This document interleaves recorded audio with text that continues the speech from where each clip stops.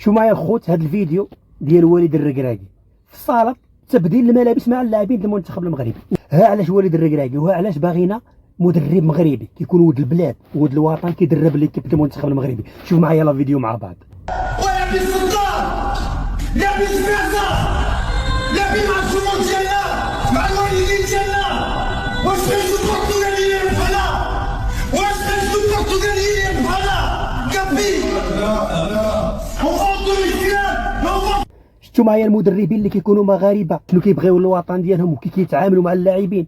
واخا كيغوت على اللاعبين كيغوت بحرق. كيشوفكم والديكم شوفكم مغاربه. شوف كيكون واحد مدرب مغربي راه كيبغي بلادو من القلب، كيبغي يدي الالقاب، كيدير المستحيل باش يقنع اللاعبين يلعبوا ويقدموا واحد المجهودات اللي كبيره. تحيه لوليد الركراكي وتحيه للمدربين المغاربه. وحنا باغيين المدربين المغاربه هما اللي يدربوا لنا المنتخب المغربي ماشي الاجنبيين. الاجنبيين ما يبغيولكش الخير كما المدربين المغاربه.